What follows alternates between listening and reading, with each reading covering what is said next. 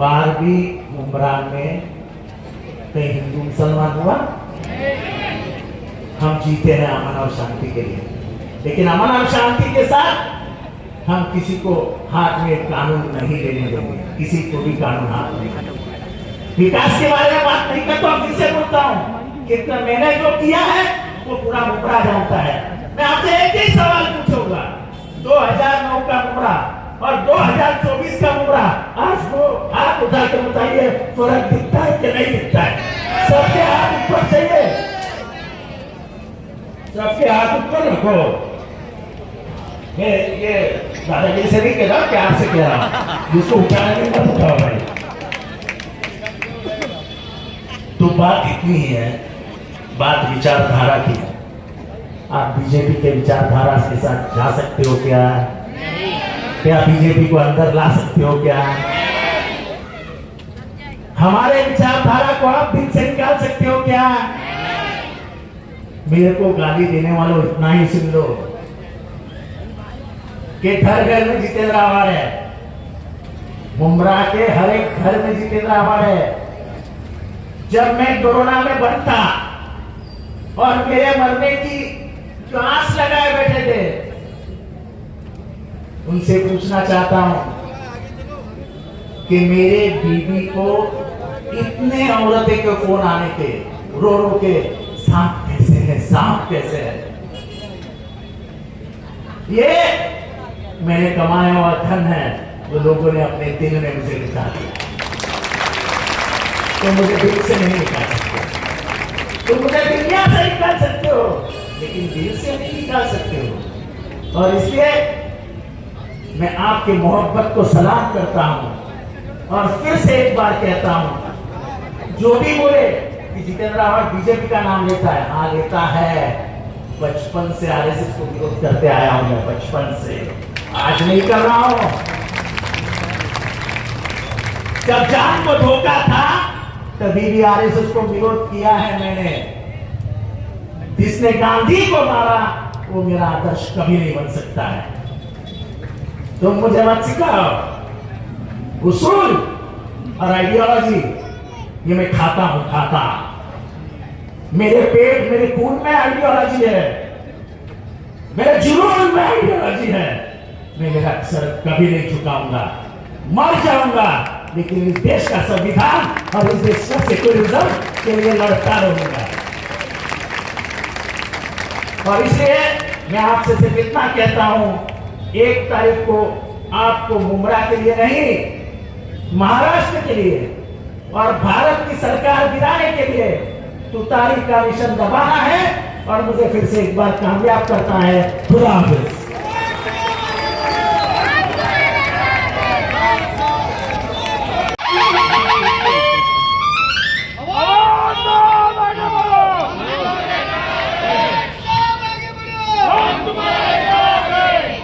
मैं पहली बार ही बोलता हूँ, मेरा भाषण शुरू होने के बाद कोई घोषणा मत देना, मैं डिस्टर्ब हो जाता हूँ। यहाँ पे मौजूद सभी हजरात, मेरी पर्दानशीन माँ बहनें, आप सबको मेरा अस्सलाम वालेकुम रहमतुल्लाहि व बरकातहू। अभी शानू भाई और शमीम भाई बोल के, ये पिछले कुछ रोज में जो चल रहा है, ये अपने वाला है, अपने वाला है, अपने वाला है, आप मुझे क्या पराया मानते हो क्या? बोलो, अभी जोर से बोलो। मैं पूछना चाहता हूं आपसे, जो जिंदगी भर उसूल के लिए लड़ा, मौत हाथ पे लेके घूम रहा हूं, मेरे को भी तो बीवी है, मेरी भी एक छोटी बच्ची है, मैंने उसकी फिक्र नहीं की। आपने देखा मेरी गाड़ी तोड़ी, मेरे गाड़ी पे हमला हुआ, मेरे मौत के वारंट निकले, मेरे फोटो पे ऐसी लाल, तो भी नहीं डरा। जब भी कोई भी इश्यू निकलता है, भारत में 5 लोग बोलते हैं, उसमें से सबसे पहले कौन बोलता है? कौन बोलता है? मैं चुप बैठ जाता हूं ना, क्या फर्क गिरता है? पर नहीं, मेरा खून मुझे चुप नहीं बैठने देगा। कि मेरा खून, मेरे विचार गांधी से आए हैं। ये देश गांधी का है। ये हम जिंदगी भर में नथुराम के हाथ में जाने नहीं देंगे। ये नथुराम की औलाद है जो आज इस देश की अमन और शांति को खराब कर रहे हैं। ये क्या बचा है? अपना वाला है, अपने वाला है, चलने वाला है। कहां थे जब धर्मांतरण का विषय आया मुमरा में? जब 400 धर्मांतरण हुआ है ऐसा कहा तो कौन आया था सब पुलिस से सवाल पूछने के लिए कि मुझे एक धर्मांतरण बताओ और फिर लेके जाओ सबको? पुलिस ने 24 घंटे में बयान वापस किया और कहा कि एक भी धर्मांतरण नहीं होगा, नहीं तो हमारे 50 बच्चे उठाए जाते, यूपी में लेके जाती पुलिस, यूपी पुलिस, और उनके माँ बाप चक्कर लगाते। आज विशालगढ़ में क्या हुआ? विशालगढ़ के जनता ने जाके पुलिस को और हमें कलेक्टर को बताया था कि विशालगढ़ में हमको धोखा देता है। प्रशासन की तरफ से ध्यान नहीं दिया गया। 12 तारीख को फिर 12 जुलाई को फिर पुलिस स्टेशन जाके उन्होंने बताया कि विशालगढ़ में कुछ हो सकता है।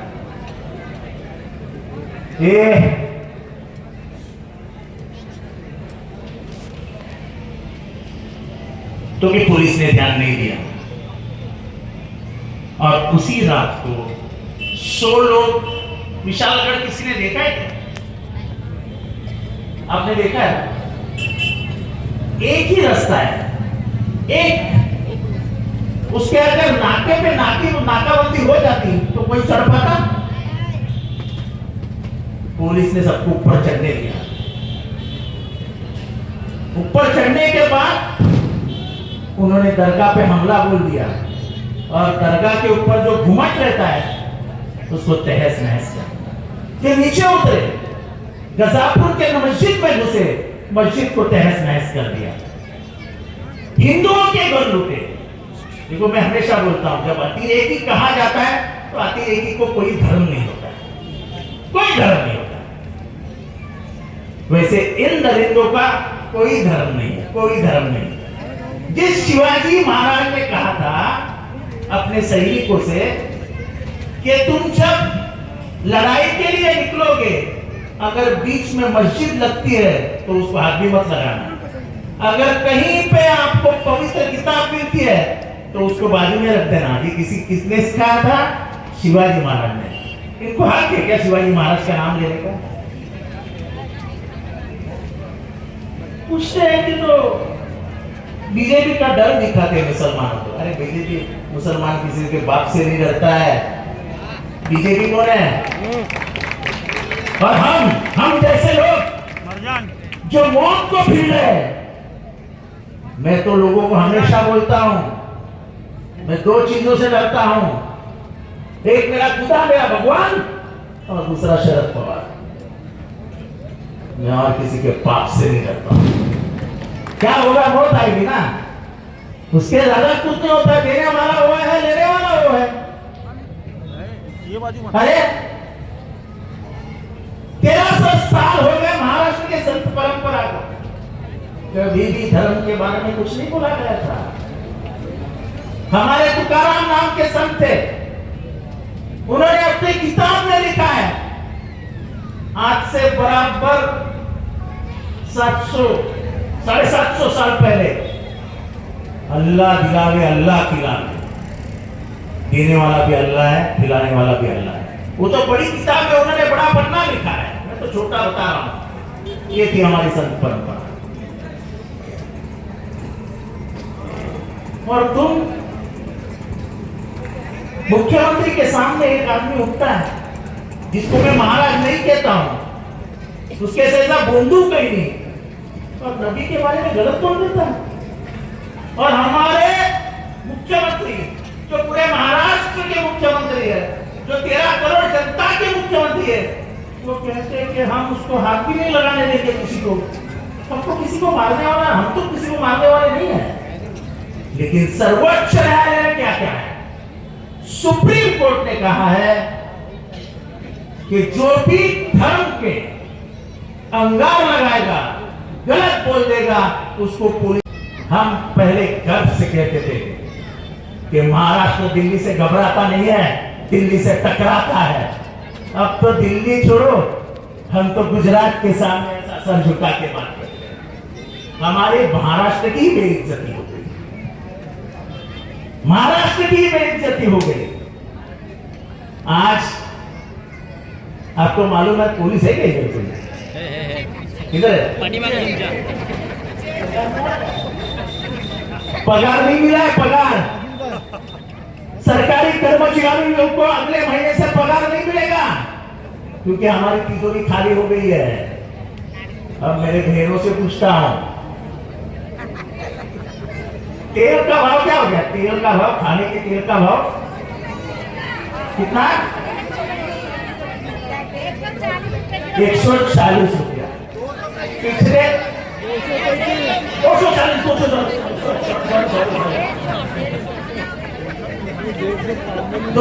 समझे दो हुआ। पर मुझे इतना मालूम है कि पिछले 30 दिनों में 40 रुपये से भाव बढ़े। अभी मुझे बताओ, हमारे हिंदू धर्म सभी महाराष्ट्र में रहने वाली सबकी निको आ रही है, तो हमारे नेबर में चटनी बनती है, ओ क्या बोलते उसको, सेव वो टीकी सेव बनती है, फिर करंजी बनती है, फिर शंकरपाला बनता है, जो भी है। पर बेसन और दाल, बेसन और दाल ये महंगा हुआ कि नहीं? शक्कर महंगी हुई कि नहीं? फिर वो लाडली बहन का पैसा कहां जाएगा? वो तो महंगाई खा जाएगी। अरे कम से कम लाडली बहन के लिए महंगाई तो कम करो। मैं मेरे लाडली बहन से कहता हूं, हम 1,500 में 3,000 रुपया देंगे और हम ऐसा कानून बनाएंगे कि कोई महिला पे बलात्कार करने की हिम्मत नहीं दिखाएगा। ऐसा कानून बनाएंगे कि कोई बच्ची के ऊपर हाथ डालने की हिम्मत नहीं दिखाएगा। बदलापुर में क्या हुआ? मालूम है आपको क्या हुआ? एक छोटी बच्ची के ऊपर, 2 बच्चियों के ऊपर अत्याचार हुआ। इन्होंने एक आरोपी पकड़ लिया और उसके जो 2 मेन ट्रस्टी थे गायब हो गए। मेन ट्रस्टी किसके संबंधित थे? दोनों ट्रस्टी आरएसएस बीजेपी के संबंध में थे। सुना आपने? गौर से सुना? जैसे ही इनको पता चला कि उसकी मां खूब जबान खोल रही है और बोल रही है कि मेरा बच्चा तो फटाके से डर जाता था, वो तो एकदम डरपोक है, मैं उसका समर्थन नहीं कर रहा हूं, लेकिन पुलिस को क्या जरूरत थी उसको गाड़ी में गोली डाल देने की? डर ये था कहीं वो जबान खोल के ये ना बता दे कि ये दोनों ट्रस्टी ही गुनहगार है, इसलिए उसको जाके गोली मार। बीजेपी की इज्जत बताने के लिए बीजेपी कुछ भी कर सकते, कुछ भी। खून करना तो उनके दाएं हाथ का खेल है, जैसे महात्मा गांधी का खून करवा दिया, जैसे महात्मा गांधी का खून कर दिया। एक निहत्था आदमी, कोई हथियार नहीं, उसके पैर पड़ने गए और उसके सीने में 3 गोली डाल दी, वो वैसा ही बेचारा मर गया। ये देश शांति के लिए जाना जाता है, खून खराबे के लिए नहीं जाना जाता है, क्योंकि ये देश बुद्ध का और गांधी का है। हम हमेशा मानते हैं कि हम गांधी की पूजा करने वाले लोग हैं, हम नेहरू की पूजा करने वाले लोग हैं, हम अबुल कलाम आजाद के दिखाए हुए रास्ते पे चलने वाले लोग हैं। अब ये देश गोलवलकर के रास्ते पे जा रहा है, जो ये कहता था कि मुसलमानों का वोटिंग राइट भी निकाल दो। हम नहीं कहते थे। हम ये संविधान जब आया 1950 में, तब ये संविधान हमें नहीं चाहिए। ये पहली बार किसने कहा? आप कंप्यूटर, आप ये ऑपरेट करते हो क्या? गूगल ऑपरेट करते हो? जाके पढ़िए, ऑर्गेनाइजर नाम का एक मैगजीन है जो बीजेपी का मुखपत्र था। तब बीजेपी नहीं थी, जनसंघ और आरएसएस का मुखपत्र था। उसमें पढ़िए कि कॉन्स्टिट्यूशन को विरोध किसने किया था, सब आया। उन्होंने तिरंगे को विरोध किया था। अब तो मोदी जी हर एक साल के बाद आते हैं, घर घर तिरंगा, घर घर तिरंगा, घर घर तिरंगा, घर घर तिरंगा। अरे भाई, तुम्हारे लोगों ने तिरंगे को विरोध किया था सन 93 में। कांग्रेस के कार्यकर्ता आरएसएस के मुख्यालय में घुसे और उन्होंने तिरंगा लगाया। तभी आरएसएस के कार्यकर्ता पुलिस स्टेशन में गए और कांग्रेस के कार्यकर्ता के खिलाफ केस डाली। आज वो केस के कोर्ट। तुम तो तिरंगा लगाने से शर्माते थे। 1942 में तुमने लेटर लिखा था कि हमें ये भारत छोड़ो आंदोलन का विरोध करना है, ब्रिटिशों हमको साथ दो। उसकी औलाद हो तुम इस देश में शांति और आजादी नहीं चाहते। ये देश, उसकी पहचान अलग है। कश्मीर में एक भाषा है, केरला में एक भाषा है, गुजरात में एक भाषा है, आसाम में एक भाषा है। तो भी अभी यहाँ पे बैठे लोग कोई जौनपुर से है, कोई कोंकण से है, कोई हो सकता है दक्षिण से हो, लेकिन हम सब इधर आके भारतीय बन के अमन और शांति में रहते हैं। 15 साल हुए मुझे आके, एक बार भी उमरान में कहीं हिंदू मुसलमान हुआ? हम जीते हैं अमन और शांति के लिए, लेकिन अमन और शांति के साथ हम किसी को हाथ में कानून नहीं लेने देंगे, किसी को भी कानून हाथ